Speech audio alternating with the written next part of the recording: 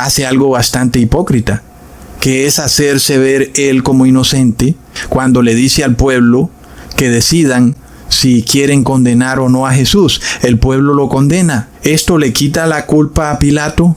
No se la quita, ¿verdad, hermanos? Porque él se hacía beneficiario directo de ese juicio bastante injusto que se hacía en contra de Jesús, porque él quería estar en paz con el pueblo y no quería tener ningún problema.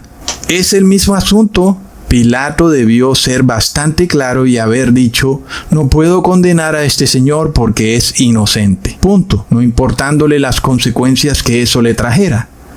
Y sin embargo, Pilato prefirió hacerse culpable del delito. Nosotros vemos entonces que es evidente que Pilato fue culpable de matar a Jesús, a pesar de que él trató de imitar este ritual de expiación de la culpa que aparece en la ley de Dios. Sin embargo, esa sangre derramada de Jesús es prueba de que Pilato también fue culpable de haber asesinado a Jesús. Ahora, Pilato era conocedor de la ley, pero el pueblo de Israel no debía ser conocedor de la ley, no debía saber que sobre ellos caería una terrible maldición por derramar sangre inocente. Pilato lo estaba confesando: se está derramando aquí sangre de un justo. Y sin embargo, el pueblo de Israel, que más que nadie debía conocer la ley de Dios, dijo: cuélguenlo en un madero. Y le vino después una terrible maldición al pueblo de Jerusalén. Claro que sí les vino, ¿verdad, hermanos? Jerusalén fue arrasada totalmente en el año 70 después de Cristo. En este caso, de nuevo podemos comprobar que por derramar la sangre de un inocente, estas personas invalidaron el pacto de Dios y ya no estaban bajo la protección de Dios. Miremos que una de las señales claras de la culpabilidad de la generación de los tiempos finales es precisamente la incapacidad de arrepentirse. Estas personas se consideran justas y no pueden ver cuando están cometiendo sus delitos, no lo pueden entender cuando están asesinando a un inocente. Es lo que ocurría también con los fariseos. Y por eso Jesús les dice en Mateo capítulo 23, versículo 29 al 30.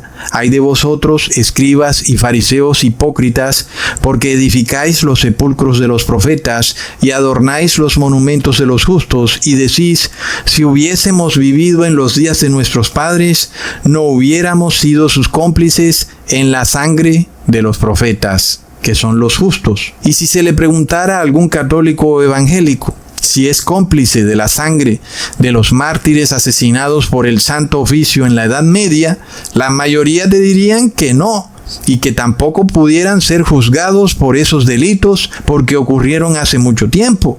¿Y qué tienen que ver ellos con eso si ni siquiera vivieron en esa época? Pues miremos que Jesús le dice a los fariseos que ellos serán condenados por la sangre derramada por sus padres, inclusive por muchos años atrás en el tiempo.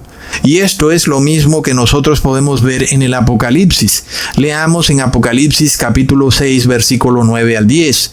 Y cuando abrió el quinto sello, vi bajo el altar las almas de los que habían sido muertos por causa de la palabra de Dios y por el testimonio que tenían, y clamaban a gran voz diciendo: ¿hasta cuándo, Señor santo y verdadero, no juzgas y vengas nuestra sangre en los que moran en la tierra?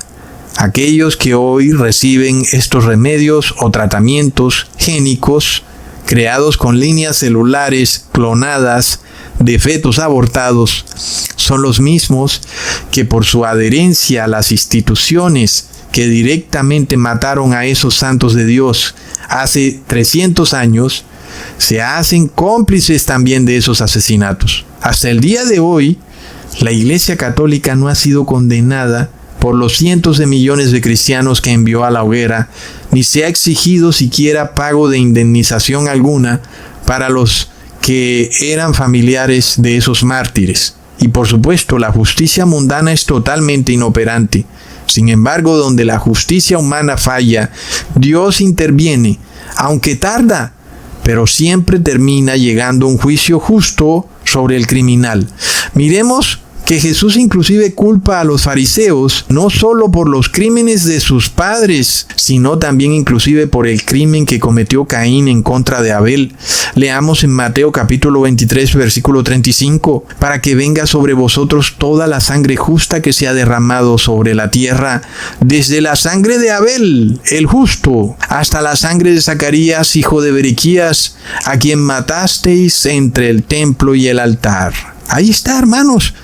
¿Quién pudiera aceptar que va a ser condenado por la sangre de Abel? Sin embargo, esto es lo que Jesús le dice a los fariseos.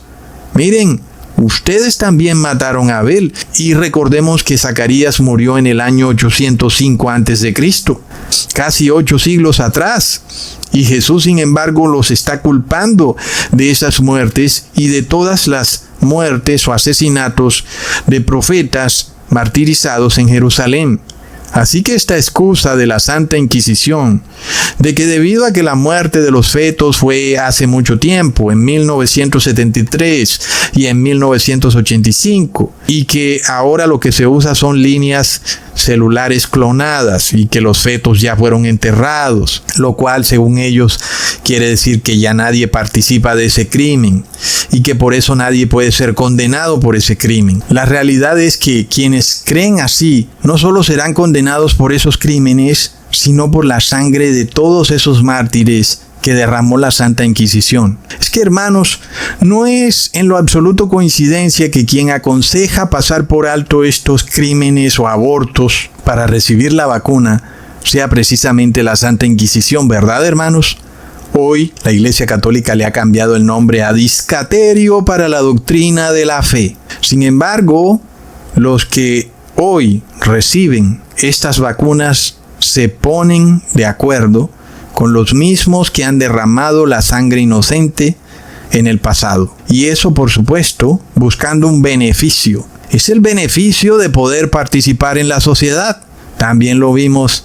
Si recibes la vacuna, puedes entrar a restaurantes, a discotecas, a estadios de fútbol. Hay un soborno adicional también, ¿verdad, hermanos? Y es frecuente también que los criminales buscan inculpar a todo el que puedan inculpar de sus crímenes como un medio bizarro e inútil de expiar su culpa. Como todos somos criminales, entonces todos debemos ser perdonados. Hace parte también de la agenda del dragón y sus ángeles. ¿Verdad, hermanos? Es bastante claro.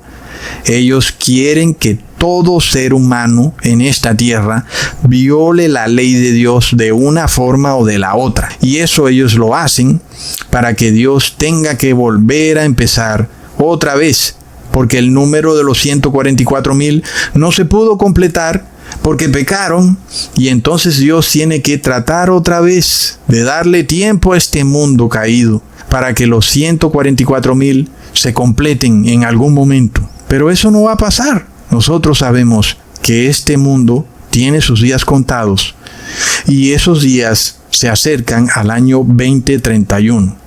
Ahora, dejando a un lado la narrativa científica en la cual hasta ahora nos hemos basado exhaustivamente, no olvidemos que el ser humano es mentiroso, y aunque se nos ha dicho en la narrativa oficial que en las vacunas no hubo transgénesis, es decir, no hubo integración genética, uno pudiera ver que parece bastante tentador para un científico tratar de ensayar una terapia génica en una gran parte de la población.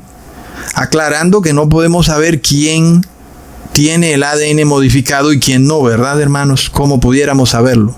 En este caso, aunque los creadores de la vacuna COVID-19 lo niegan tajantemente, ahora nosotros podemos ver que la tecnología no solo existe, sino que no es nueva.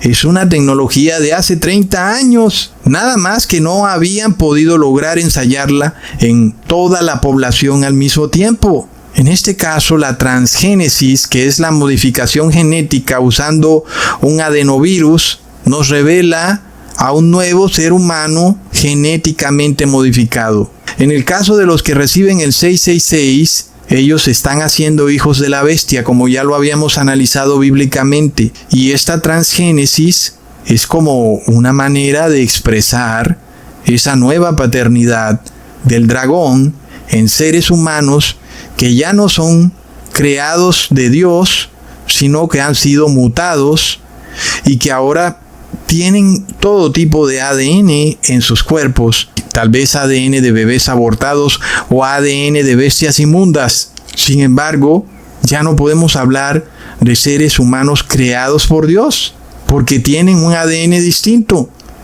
La misma ley humana nos da prueba de que sí se puede patentar el ADN de un ser humano genéticamente modificado. ¿Cómo pudiera este ser humano decir que es creación de Dios cuando su ADN ya no le pertenece a Dios? Está modificado para siempre. Así que este punto de vista científico de las vacunas nos revela que todo lo que nosotros habíamos probado en el campo espiritual se comprueba ahora a nivel científico y en el campo físico, ¿verdad, hermanos? Ahí están las trazas de ADN, sea de fetos o sea de animales inmundos. Ahí están. Aquellos que han recibido el 666 espiritualmente, hemos demostrado que se hacen hijos del demonio, pero ahora podemos también demostrarlo físicamente. Aun y cuando no tengan un ADN modificado, la permanencia de esas trazas de ADN en sus células nos revela que han hecho inmundo el templo de Dios. Miremos algo que tú puedes leer en la Biblia y que yo no me voy a extender aquí para no durar 4 horas hablando, pero tú puedes buscar en el Viejo Testamento cuando el pueblo hebreo metió en el templo bestias inmundas y lo que hicieron fue hacer inmundo el templo de Dios. Claro que cuando tú estás recibiendo ADN de ratón, ADN de conejo, de simio en tu cuerpo, tú estás haciendo inmundo el templo de Dios y haces que Dios se retire de tu cuerpo. Y entonces eso es prueba de que has invalidado el pacto de la gracia, ¿verdad, hermanos? ¿Cómo pudiera no serlo si el Espíritu de Dios se retira de tu cuerpo? Leamos en Gálatas capítulo 3 versículo 26 al 27. Pues todos sois hijos de Dios por la fe en Cristo Jesús, porque todos los que habéis sido bautizados en Cristo, de Cristo estáis revestidos. El bautismo, entonces, nos engendra como hijos de Dios. El bautismo en Cristo. Y el bautismo en Cristo nos lleva al arrepentimiento y nos lleva a guardar la ley de Dios. Nos lleva a purificarnos de todo lo inmundo, incluyendo todo alimento animal, que sea, por ejemplo, carne, queso, huevo, etc. Todo lo que sea de origen animal debe ser expulsado de nuestro cuerpo.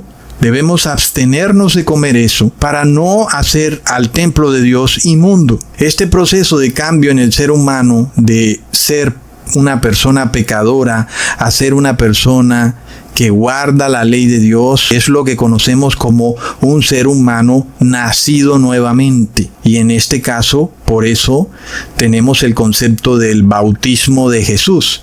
No el bautismo en agua de Juan el Bautista, sino el bautismo de Jesús, en el cual tú naces nuevamente como un ser humano que obedece perfectamente la ley de Dios. Este nuevo ser humano, aunque todavía tiene carne pecadora, ahora reduce y esclaviza la carne pecadora y la somete para exaltar al hombre espiritual. El hombre animal es reducido a su mínima expresión. El hombre espiritual es exaltado y es quien toma el control. Pero quienes reciben el bautismo negro parecen hacer el efecto totalmente opuesto. Es un bautismo negro por eso, porque eres engendrado en una multitud